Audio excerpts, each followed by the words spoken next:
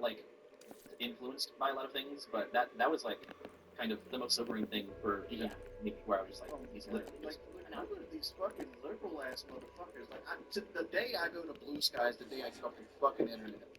I created the Blue Sky account, and fucking nobody was there. I don't want to follow. Nobody's gonna be there. Nobody. Nobody uses that fucking platform. The people that want to pretend like they're having like a meaningful like rebellion. I've never even heard of it. No, dude. Okay.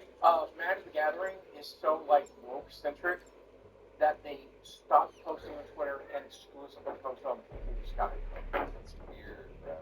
It's fucking. Maybe I'm just crazy and I live in the South, but like dealing with like races or like people that are like having ideals that aren't mine is like the everyday norm. Granted, Elon Musk said he's like, he's doing like I'm giving my heart to you thing. Could be, whatever. But like at the same time, like if you're a fucking Nazi, you're a fucking Nazi. I don't give a fuck. There's tons of people that are racist that are subliminal bigots. It's something you have to deal with life. It's like walking over a hill as a fat person. Right? It's just another obstacle in life that you got to deal with. Like, oh, you're a racist bitch. Okay, good. No, I'm gonna put that back there in the Rolodex. Yeah, and here's the other thing. Like, if someone's gonna help mankind go to another planet, I could care less if they have hate in their heart for something. I don't care. That's not my. You know what I mean? I don't understand wanting to go to another planet, kid. Like, what's the fucking point of that? To advance our civilization and get ready to multi-planet species. What? Yeah. Well, like the whole idea is like, oh, we're going to go to another planet. Like, okay, if you can go, Professor Croft indicated the Sentinel artifact is somewhere in the tunnels below you. Atmosphere there. The amulet should help you find it if you can determine how it works.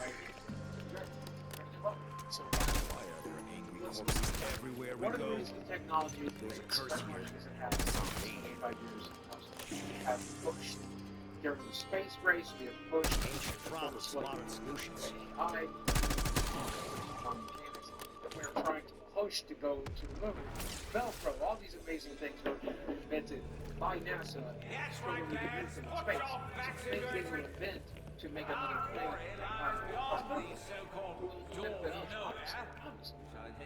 Well, here's my question, right? As sure as my name's Archibald Fullerton Smythe, a shiny head to the light will find that all back. That transmission emanated from the obscure Altilia. I believe the amulet somehow channeled an echo from the past. Well, whoever that was, he sounds like a real biter. Fast. Realize that you're not rich enough to get technology, right? Like you or me, but you ain't really. It's not a rich kind of thing, though. It's somebody that has no family, no ties, and is willing to go on a mission that has no chance of rescuing people. Well, no. Like, Here's what me he is without my talking umbrella. about, once we settle the conversation, that we'll be able to go, like, we'll have to spend it in San Marino. That's fine. I get that, right? But eventually, it will be true. No, I'm afraid of the fucking slave.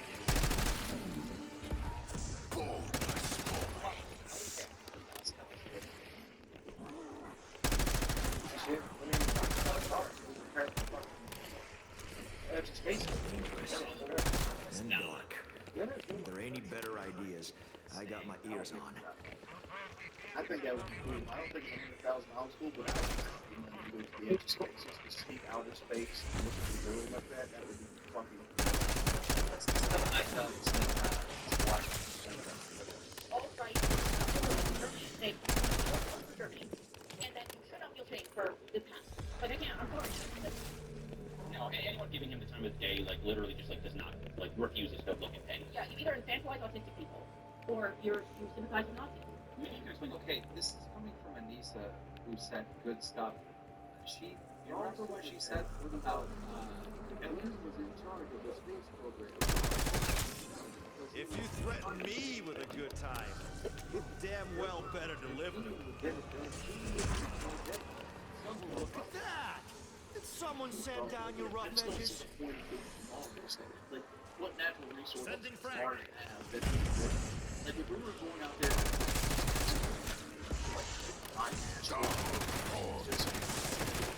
like, minerals,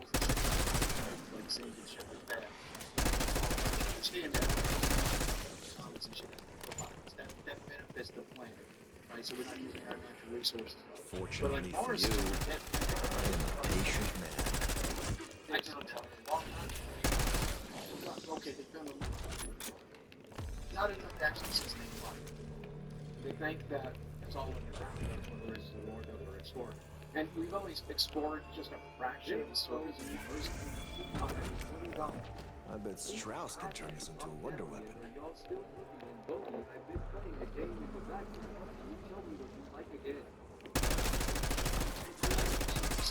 Play a game, I recommend, it's great, it's about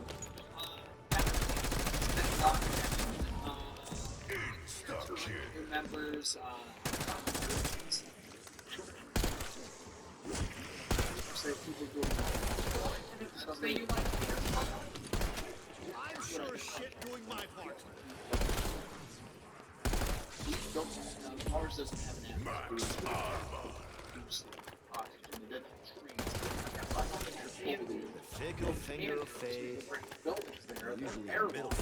This is an airlock, we can filter the air, producing oxygen.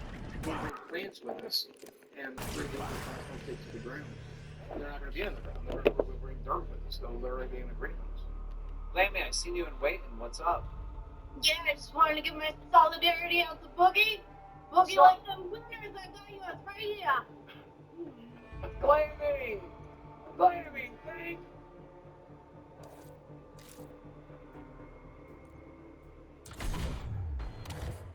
Elon Musk's vision to colonize Mars represents one of humanity's most ambitious endeavors. For some, it's the ultimate utopia, a chance to establish a new civilization and secure humanity's survival. For others, it's a daunting nightmare, fraught with ethical dilemmas and extraordinary risks. Over time, however, the vision evolved into something far more transformative. A plan for interplanetary transportation capable of ferrying humanity to the Red Planet. Musk's dream is no longer just about inspiring curiosity. It's about paving the way for a future where life exists beyond Earth. So, let's dive into the details of SpaceX and Elon Musk's plan for Mars with the Starship vehicle in today's episode of Alpha Tech. Elon Musk's vision for Mars began with a simple yet profound idea in 2001. Delivering a greenhouse to the planet's surface. This initiative, known as the Mars Oasis Project, aimed to inspire global interest in space exploration by showcasing new life right on a distant world. However, Musk quickly realized that inspiration alone was insufficient. People needed not just the dream of reaching Mars, but a tangible way to get there. This shift in focus laid the groundwork for his more ambitious plan. In 2016, Musk founded the Interplanetary Transport System, ITS, a revolutionary concept for massive spacecraft designed exclusively for Mars colonization. ITS would later evolve into the Starship program, a useful spacecraft that could carry large groups of settlers to cargo to Mars. By 2019, SpaceX had begun manufacturing Starship prototypes, marking a significant step toward realizing its vision. The progress culminated this year with controlled landings of Starship's upper stage and its Super Heavy booster, demonstrating the feasibility of the system. These milestones reflect the relentless innovation and determination driving Musk's dream of making humanity a multiplanetary species. SpaceX's plan to establish a presence on Mars begins with a carefully staged approach, starting with uncrewed missions in 2026. Elon announced this milestone just 2 days after the Chinese Space Agency accelerated its mission for years. The Tianwen-3 sample missions now scheduled for 2028, according to updates from the program's chief designer. These initial missions will test the capabilities of multiple spacecraft in landing on the Martian surface, navigating its harsh environment, and transporting essential cargo. Up to 8 uncrewed Starship missions to the Red Planet are expected. The primary goal of these missions is to validate the technologies and processes necessary for safe and reliable interplanetary journeys. If these uncrewed landings are successful, SpaceX aims to launch its first crewed missions to Mars in the early 2030s. These missions will build on the lessons learned from earlier efforts, focusing on transportation and infrastructure. This phased approach ensures that each step is guided by real-world data and experience, maximizing the likelihood of success. Ultimately, these efforts are crucial to laying the groundwork for a long-term self-sustaining human presence on Mars. A key development challenge for these missions is achieving complete reusability for the Starship system, making reusable launches economically viable. Currently, launching a ton of cargo to Mars costs about $1 billion, a prohibitively expensive figure for a meaningful colonization. Gone from fuck this Reducing shit this to cost cautiously to 100 grand a ton is a significant technical and economic challenge that SpaceX and Musk must overcome. 2004 improvement in Musk innovations involves more than advancements in market. It demands a comprehensive approach to space transportation and colonization, encompassing breakthroughs in material science, propulsion systems, life support technologies, and economic models for space exploration. While the challenge may seem insurmountable, Musk's track record with SpaceX continues to defy expectations for economies of space travel. The company's repeatedly pushed boundaries, turning what once seemed impossible into reality. According to 5 individuals familiar with Musk's plans and documents, he has directed SpaceX staff to focus on the design and details of a Martian city. One team's planning small dome habitats, exploring the materials that could be used to construct them. Another team's working on spacesuit designs to withstand Mars's extreme conditions, while a medical team is studying the feasibility of human reproduction on the planet. Notably, Musk has even joked about volunteering his own genetic material to help seed a Martian colony, according to 2 people familiar with his comments. These initiatives, still in their infancy, signal a shift towards more concrete planning for life on Mars as Elon accelerates his timeline. While in 2016 he estimated it would take 40 to 100 years to build a self-sustaining civilization on the planet, Musk told SpaceX employees in April that he now envisions 1 million people living on Mars in 20 years.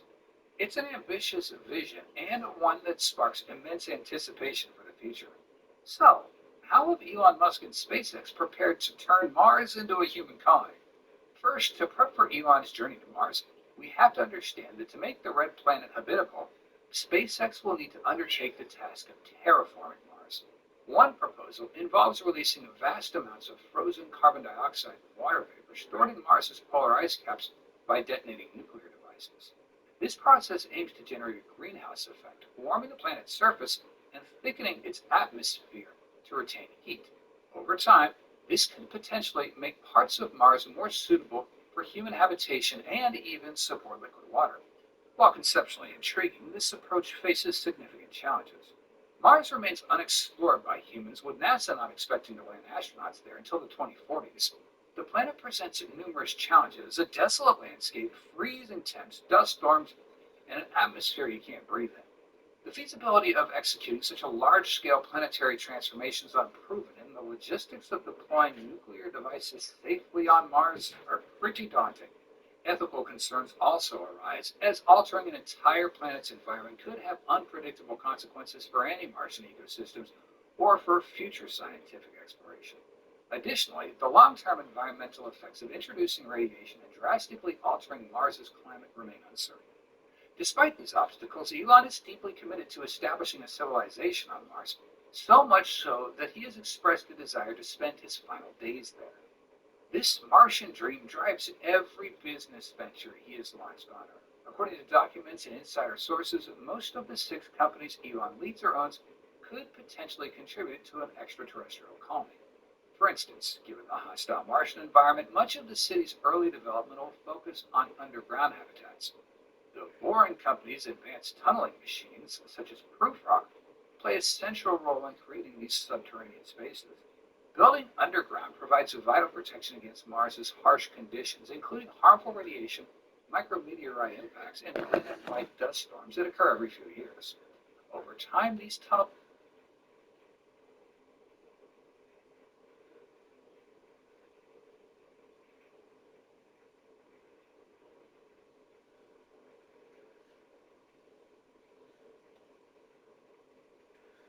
The U.S. President's dramatic declaration on the future of Gaza and a remarkable shift in American foreign policy. CTV's Washington Bureau Chief Joel Melvin on what Donald Trump said in front of the first foreign leader to visit the White House in Trump's second term. Protesters greeted Israel's prime minister as he arrived at the White House to meet President Donald Trump. Everybody's demanding one thing, very simple, peace. And he wants peace also. Speaking to reporters, Trump suggested 2 million Palestinians should move from Gaza. He's demanding one thing, very simple, peace. And he wants peace also. Speaking to reporters, Trump suggested 2 million Palestinians should move from Gaza permanently, calling their home a demolition site after months of war between Israel and Hamas. I would like to see Jordan, I'd like to see Egypt stop. Look, the Gaza thing has not worked. It's never worked. The whole place is demolished. It's unsafe. It's unsanitary. Even as hundreds of thousands of Palestinians have returned to Gaza to see what's left, Trump floated the idea that Jordan or Egypt would take all of them. So far, Arab countries have rejected such shocking proposals to resettle an entire population. Trump calls it a humanitarian gesture, insisting Palestinians have no alternative. The U.S. will take over the Gaza Strip, and we will do a job with it too. We'll own it. He has a different idea. Benjamin Netanyahu praised the idea, facing political pressure back home as war-weary Israelis demand the return of the remaining hostages and an end to the conflict that has cost so many lives. Earlier, Trump signed an executive order to apply what he calls maximum pressure on Iran. More sanctions. His goal? They cannot have a nuclear weapon. With me, it's very simple. Iran cannot have a nuclear weapon. And if Iran tries to target him over the U.S. killing of an Iranian general deemed a terrorist in 2020, Trump warned, don't try it. I've left instructions. In a presidency made up of days full of so many headlines, on this day there was just one. It came after the arrival of Israel's Prime Minister to a White House decked out. And a West Wing greeting between two men whose personal relationship has been on, off, and back on again. They went inside for private talks, and then came the news conference and this. The U.S. will take over the Gaza Strip, and we will do a job with it too. We'll own it and be responsible for dismantling all of the dangerous unexploded bombs and other weapons on the site, level the site and get rid of the destroyed buildings, level it out, create an economic development that will supply unlimited numbers of jobs and housing for the people of the area. The reaction from the gathered audience reflected the enormity of what he just said. The U.S. will take over the Gaza Strip, and we will do a job with it too. He had just announced the takeover of Gaza, owning it, occupying it. It wasn't clear, and it certainly wasn't expected. You're talking tonight about the United States taking over a sovereign territory. What authority would allow you to do that? Are you talking about a permanent occupation there? Redevelopment? I do see a long-term ownership position, and I see it bringing great stability to that part of the Middle East and maybe the entire Middle East. And everybody I've spoken to, this was not a decision made lightly. Everybody I've spoken to loves the idea of the United States owning land, developing and creating thousands of jobs with something that will be But even Sky sources close to the top of the Israeli government do not know about it here. Despite trails of other parts of Gaza, this one remains so. And I don't want to be too so that this could be so magnificent. Perhaps telling me that he asks judgment here, but it certainly will help him with his own hard lines he needs if he's done what Prime Minister. I'm sure he wants remarkable moments, just the phrase that America will take ownership of the Gaza Strip. Everyone here is trying to absorb quite what he means, and of course, so many questions. Is his occupation of this to involve US troops? How would Hamas respond to that? And how would the Palestinian people feel? The US history of occupation in the Middle East from Afghanistan and Iraq haunts America. Earlier in the day in the Oval Office, another announcement that was also huge. If we can get a beautiful area to resettle people permanently in nice homes and where they can be happy and not be shot, not be killed, not be knifed to death like what's happening in Gaza.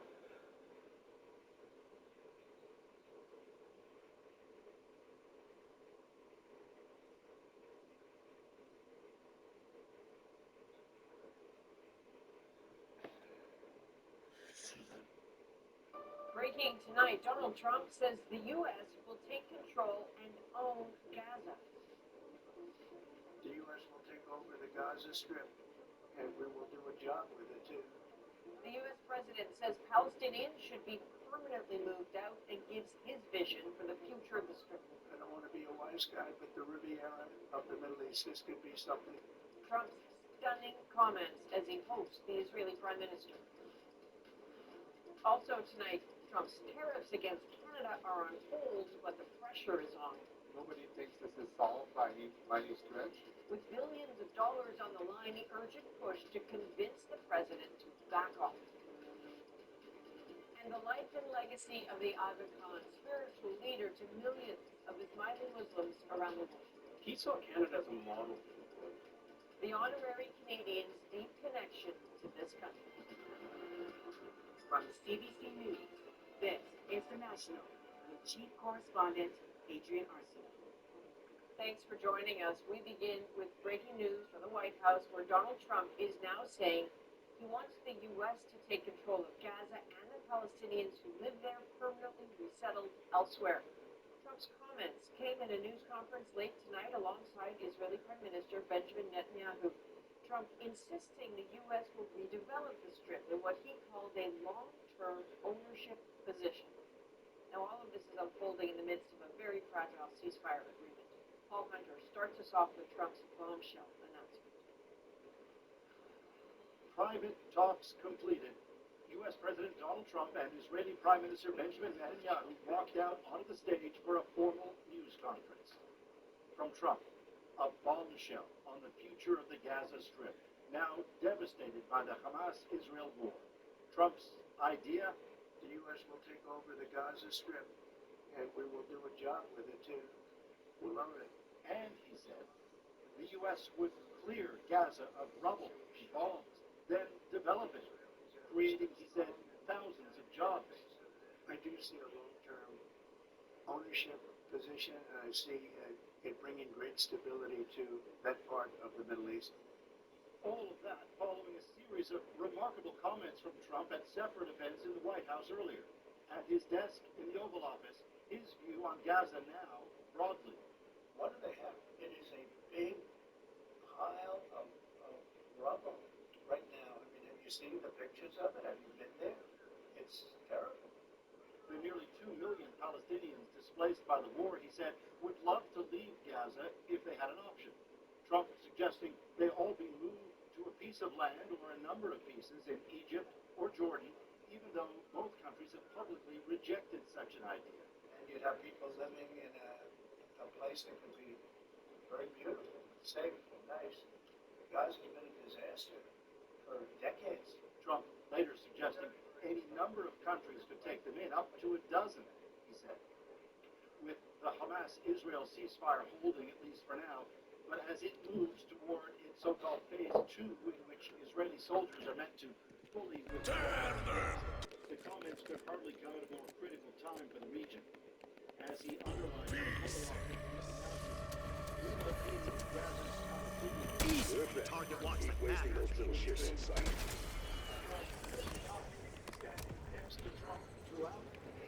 Yes.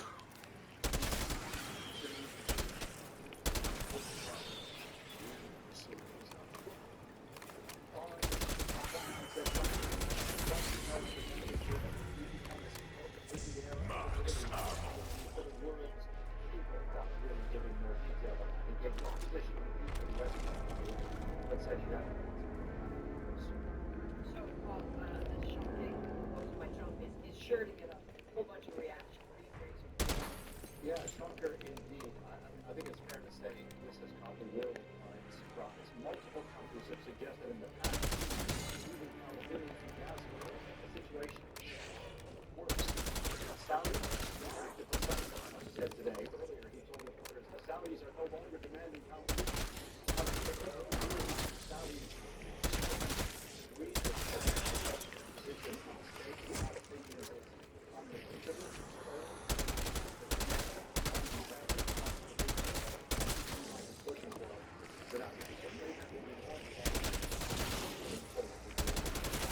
Guess that one was done using his body.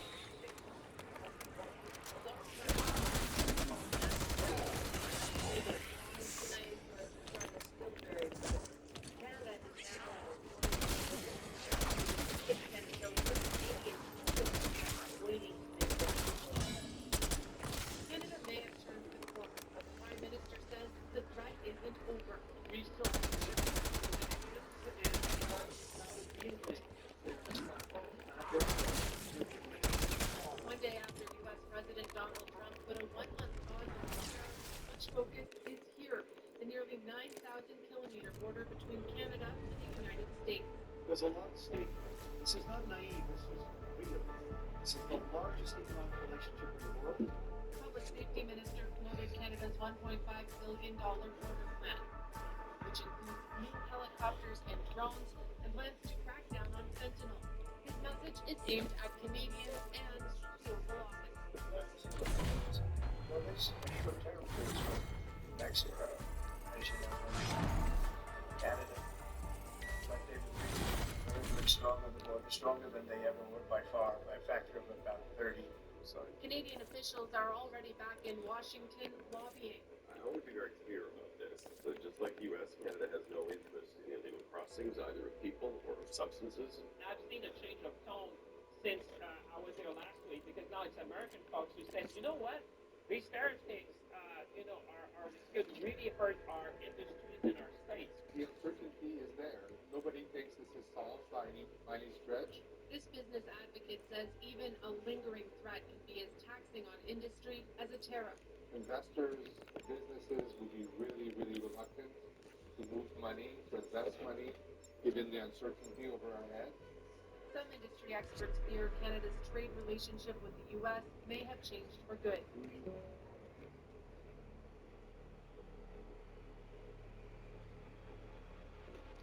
All right, so Donald Trump has been staging a pretty regular sort of like press events where he sometimes will use of these executive orders that are placed in front of him and explain to him like a little kid.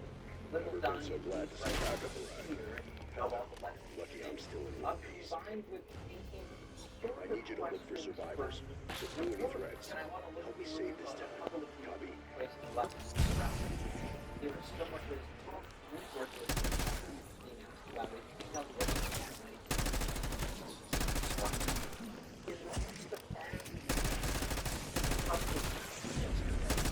What could you jump off to change your mind?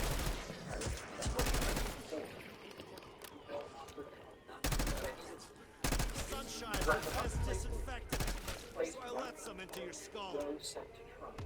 He's willing to do things and Trump goes, sure, sounds good.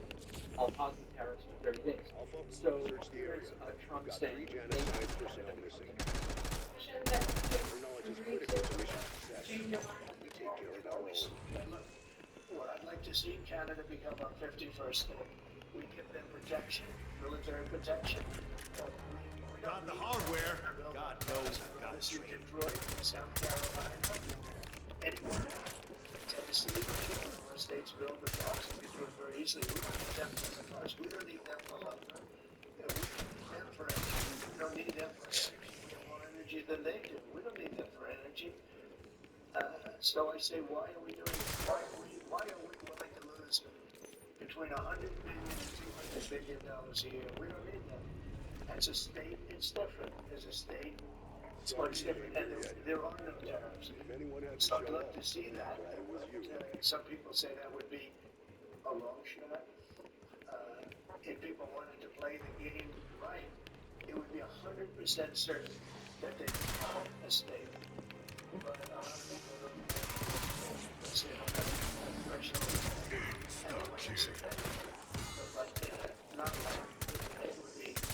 so we're going to meet again. It's funny because it turns out all of them Trudeau actually I mean, one of the things I've already announced and have to do, and Trump went, sounds good for me. Let's pause the tariffs for 30 days. If you were full of booze, you'd be more helpful. Referring to Elon Musk as Leon, and this relates to a bigger aspect of the Elon Musk thing that I want to talk about. But they're finding tremendous amounts of really bad things, bad spending. Some of them enjoying this. Just Here we go. You gonna give me a gun or a quick kick in the balls?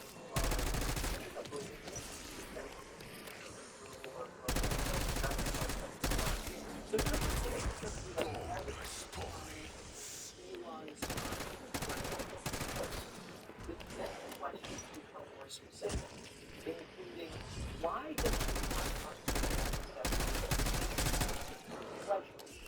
talk about I felt like this when I earned my jump wings. Did you read that Summer saying this is a form of industrial espionage? And Trump says, oh, don't worry, he's only doing good things and things we all agreed upon. Elon Musk to have access to the payment systems at Treasury. Well, he's got access only to letting people know that he thinks are new. That's only the way we do it. It's not a good thing to say about that. Troubles once, one less ghost fighter to worry about. See, certain groups and certain numbers, some of the numbers are respected. 100, think of it, $100 million on condoms to a month. Condoms to a month. And many other things that are frankly even more ridiculous. And they're finding tremendous waste, really waste. So you could say probably fraud and abuse could be the standard waste, fraud and abuse. Anyone will report that every single rule Trump knows about it and is in agreement with, I very much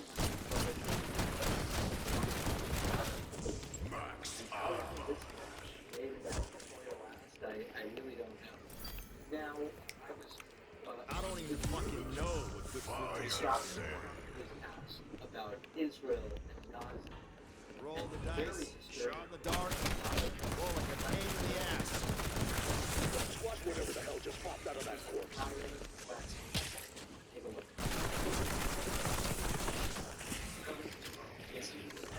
Do your worst. I've range and trained and fire pretty much anything.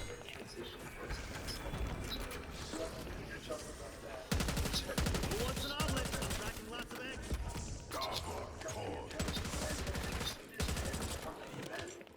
My guess is the Middle East, and this man got to the pen that's issue. That's not good, right? You know, that's a pretty big difference. I use that as an analogy. It's pretty accurate, actually. It's a pretty small piece of land, and it's amazing that they've been able to do what they've been able to do. You think they have a lot of good, strong brain power, but it's not this piece of land. I continue, in my view, that it doesn't sound like it's much the same as what Arab we now have the presumption by Trump that these thousands of bombs something that Biden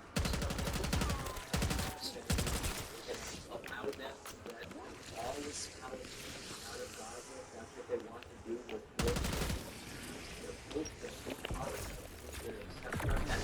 something that Now that's fucking crack. would have done, and now Trump's saying, what about Israel annexing the West Bank? Yeah, he's not completely ruling it out either. So I would love, and I'm not saying this in a combative way, I would love to hear from some of the folk. All right, let's talk about China. It is happening. Donald Trump has launched another aircraft. He slapped tariffs on Canada and Mexico.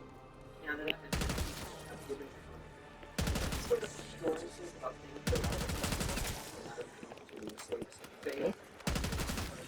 Then take a different approach.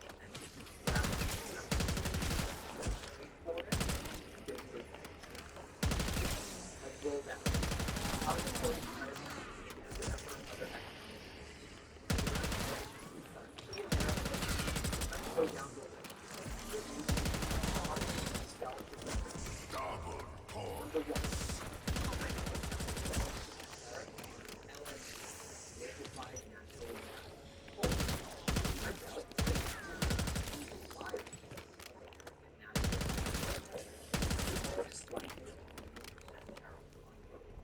whether energy companies going to do well, they are losing customers. Firepower is crucial. It's all in how you use it. China. But that is going to lead, of course, to massive job losses for American energy producers. China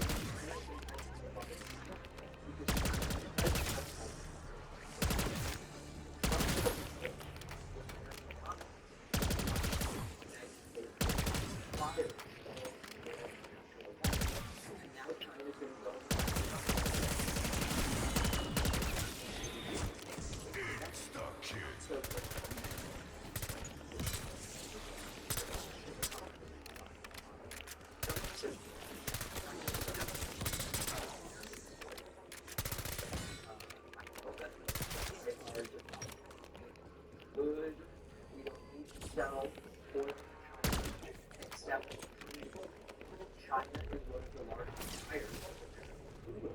American oil companies cut exports, and the demand of those exports to keep prices high. Lower demand, lower prices, which means fewer jobs, which means a weaker energy industry. This is basic economics. Get it? Put taxes on exports, countries roll over. Skull versus bullets. One. No, not. Number three, China has launched an antitrust probe. Now this is where it starts to get very interesting. Why did China do this? Because they can. And it's not really any other explanation to do it. Trump's trade war. It's about forming up war. China is joining the war. They're going to Extraction is ready when you are. fire in the U.S. regulated. It doesn't necessarily stop at Google. Is it going to be Apple? Is it going to be Tesla? Elon Musk has been cozying up with China, but China doesn't really do favors for free. Will it be Boeing? Already struggling, China could triple.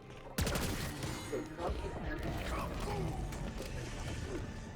start targeting American companies in the guise of national security or consumer protection. And what is the Trump to do about it now? Number two,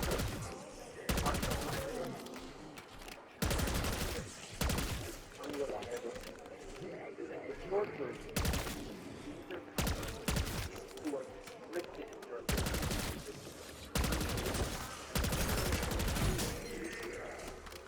you get blackmailed. Why the fuck do you guys speak with Russian accents? Not cool. There are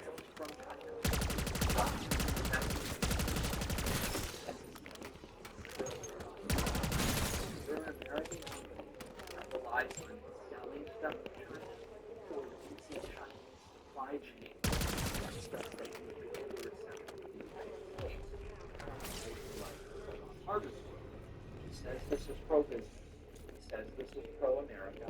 But the last time Trump started a trade war with China, American farmers got crushed, American manufacturers were getting hammered, and this all looks very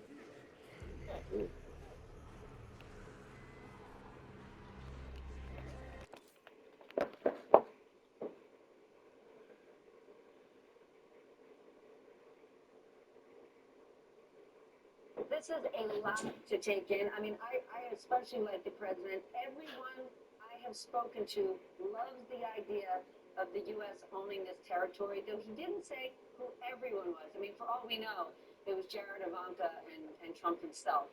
Put into perspective all of this. What do we need to know tonight? Yeah, Steph. Well, first of all, to your point, I also was struck by that. Jared Kushner actually did publicly speak last year in recent months in ways that hinted, perhaps presaged this breathtaking and really outrageous proposal from Donald Trump. It didn't come from nowhere in that sense. Jared Kushner definitely has talked about this in terms almost more akin to that of a real estate mogul assessing a piece of land than someone who understands the complicated history and the tragedy of the 2 million people who live there, the tragedy of the war with Israel. It's almost as if both Kushner and his father-in-law stripped that out of the equation. I think what Donald Trump said tonight, obviously is probably one of the more breathtaking things we've heard him say. It is certainly not previewed in anything he said on the campaign trail, although he suggested in his remarks that he had been contemplating this for months. He said that he had spoken with many people who approved of this idea, and yet it seems like he hasn't probably talked to a lot of people to socialize this. I noted that Prime Minister Netanyahu was complimentary of Donald Trump, but he did not explicitly endorse this idea. I think many Republicans, not to mention Democrats, would have a hard time swallowing anything like this. It seems that Donald Trump has turned from an America First isolationist into an imperialist almost overnight in the last 2 weeks. Stunning. Jeff, can we talk about all 2 million Palestinians? this idea they should go elsewhere. Who has thought this one out? What are they going to pack their suitcases and go where? Well, good question, Steph, and I don't have the answer, and really neither did President Trump tonight when he was asked about it. He said that they would go to other countries, that there would be enclaves or areas in other countries that the Palestinians would be able to go to. But, you know, we need to look at history. We also need to look at how the Palestinians have fought to stay exactly where they are. If they wanted to leave, this is an option that they probably would have had before this day. A couple other points to your broader question. One, I spoke to a historian before coming on the air with you tonight. He said that historically you can only get one fucking hate you. And that was Andrew Jackson and the American Indians. Probably that country. He also pointed out President Trump's view of the world in addition to Gaza, which is the new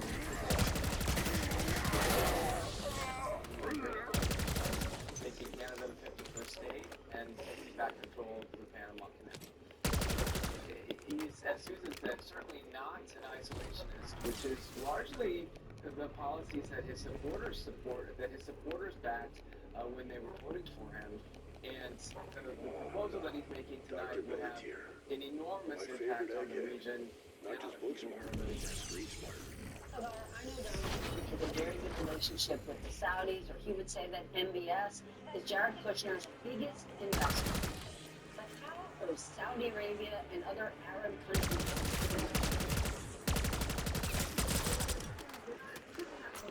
You're right about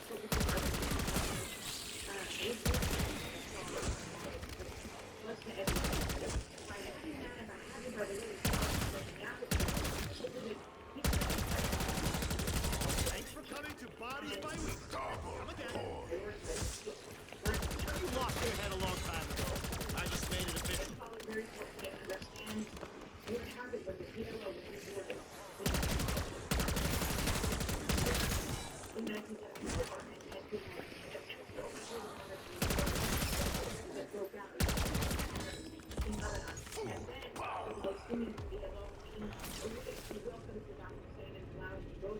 It's not going to be a very strong welcome. There's a lot of trepidation, and that's why Egypt and Jordan were very reticent to take refugees, Palestinian refugees, which, by the way, I have to add, I thought was morally reprehensible of them not to take them at the time, to take them temporarily. But they didn't because they were afraid that they would be placed there permanently, and because they were afraid of what that could lead, what kind of turmoil that could lead to later. So I don't think they're going to like this plan at all. But on top of that, if Egypt and Jordan say they would take Palestinians, said no, but they will. And so he's going to use U.S. aid probably to push them on some refugees, even if they end up in sending American troops into Gaza. We all know he campaigned as an anti-war candidate. He talked repeatedly about not being involved with foreign conflict. Tonight, I feel like it's changed.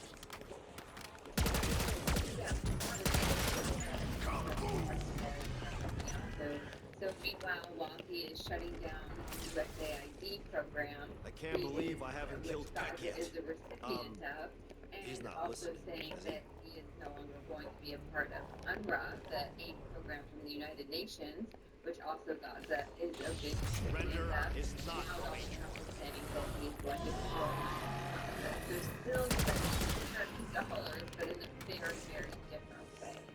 Now, this is talking lots of questions, they would be separate understanding of what exactly Donald Trump needs, what's he specifically going to do, are there going to be those Trump Tower condos, Gaza that loves it, Gaza,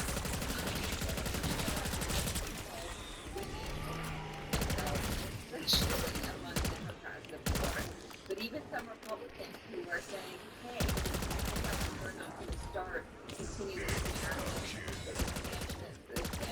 and imperialism and spend American dollars in the United States.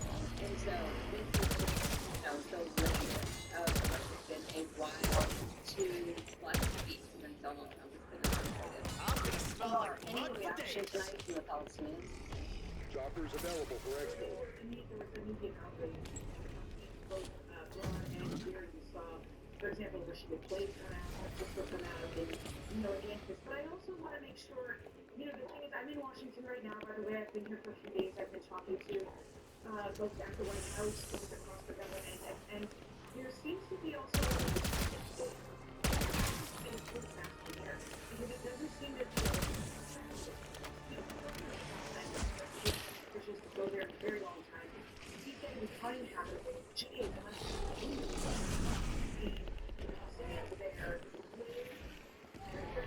Somewhere in dignity while Gaza was being rebuilt.